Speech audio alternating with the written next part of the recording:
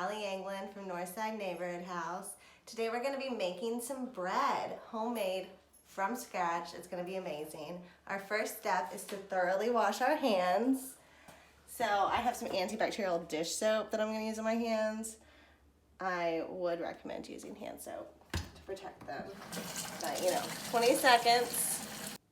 Alright, so what you're going to need for this, now that your hands are all washed, you need some flour, you need some salt, you need some yeast, and you're going to need some water, but that's in the sink.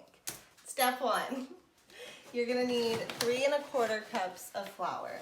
Now I've made this recipe before, and I will say you might want to do like 3 1/2 cups of flour, because last time it was a little bit sticky.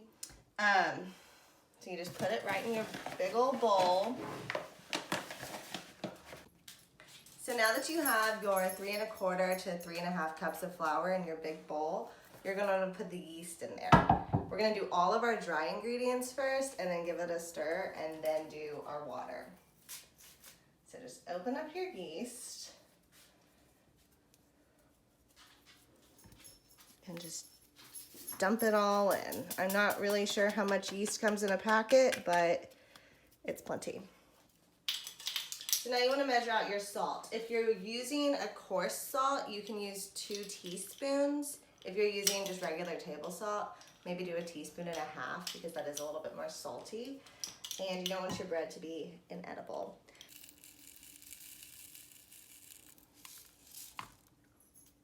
So yeah, that's good. And then you want to take anything you can find. I'm going to use a rubber spatula and just stir it a bit. Get it all kind of mixed in there. Cool. So the next part, and this is the final of the mixing, we're gonna slowly pour our 1 1/2 cups of lukewarm water into the bread. And just kind of mix as you pour. This is a fun activity to do with the rest of the family. Obviously, you should always work with an adult when you're cooking. So it's easier with 2 people, and that's good because sometimes baking, you fight over who gets to stir. But everybody gets a job here.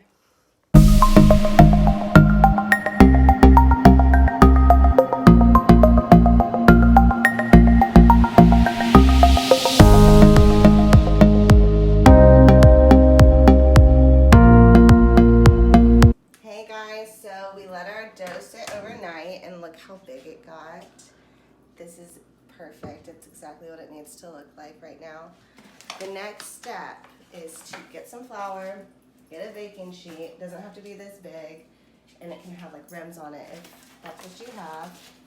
And you take some flour and you just sprinkle it all over, kind of rub it in. And I didn't show it this time, but be sure to wash your hands before you do this. Okay, so now you want to take the dough out of the bowl. It might want to stick to the bowl a little bit.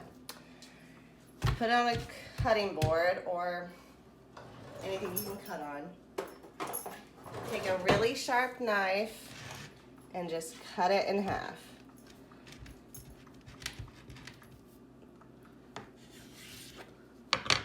Best to let a grown-up do that part.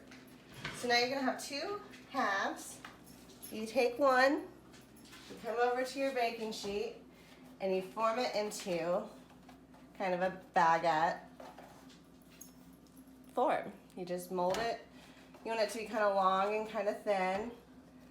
And yeah, that's good. And you do that with your other half, and then you place a paper towel over them and you let them sit for 45 minutes, room temperature.